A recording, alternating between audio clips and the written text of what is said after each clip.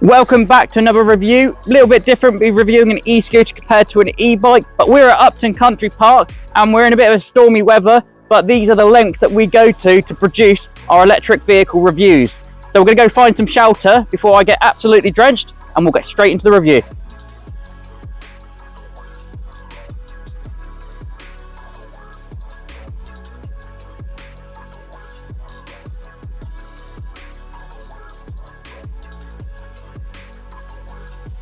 So before we go into the review, I found somewhere a bit more sheltered now, away from the thunder.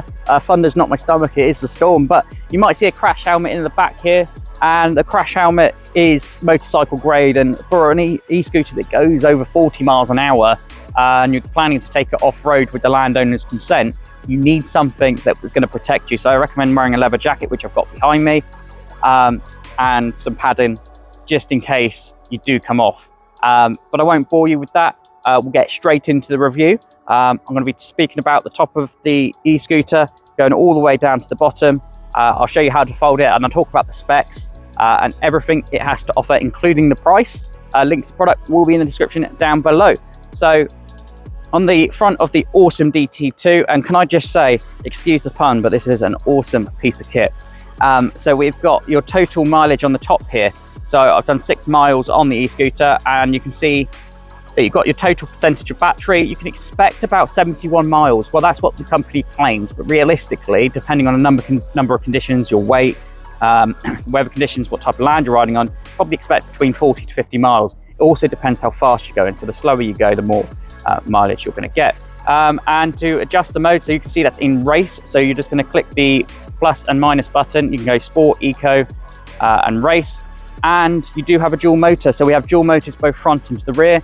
If you want to deactivate one of the motors, you're just going to press this button. It's going to give you less torque, but it is going to ultimately give you more mileage on the e-scooter. And what really sets it apart is the indicators, both left and right. So I will demonstrate that now. So that's to the right, and then that's to the left. And I will now show you how you can fold the e-scooter up. It is quite heavy, and this is probably something that I'm going to highlight as not a weakness or a negative, but as something you need to bear in mind. If you're planning to bring this up to your flat, you would need probably at least 2 people to carry this, and that's because of the weight of the lithium battery. But don't let that put you off. Stick around for the rest of the review. First thing that you need to do is just undo this here, and then once that's undone, I'm going to come around here and just pull that out. It's a safety feature to stop the handlebars coming down. And then once this is down, we've got one more feature here this will just open up here. So pull that back, and then that goes onto the back of the rest here, and then you can carry the e-scooter to wherever you'd like to go. As I said, you probably do need about 2 people to carry this upstairs or carry it in its portable state because of the weight of the lithium battery. Let's put this back into its original state. So it's just the reversed order. So you're going to pull this up, and then the safety clip automatically comes in. So all you need to do is just make sure that this is nice and tight.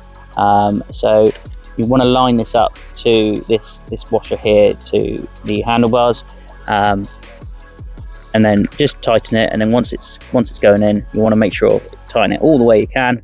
It gives you the maximum stability of the e-scooter. So that is now in. I'm comfortable with that being in. Okay, so let's move on to brakes now.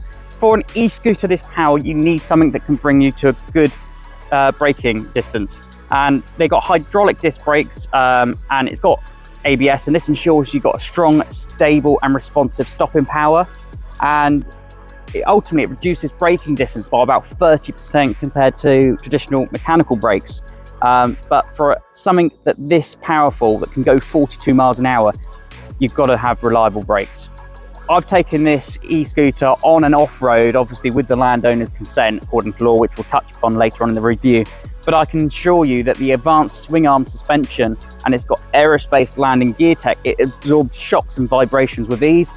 And this has made my journey on Upton Country Park a lot more comfortable and enjoyable. So I want to touch on the security features on the Ausom DT2 Pro EScooter. So as you can see here, we've got an NFC tag. Now, this is ultimately how we turn the e-scooter on and off. So if someone comes to steal this and it's not locked up, yeah, they probably could wheel it away, but there's no way, they're gonna have no use out of it because they need this to turn it on. So you're just gonna press the power button,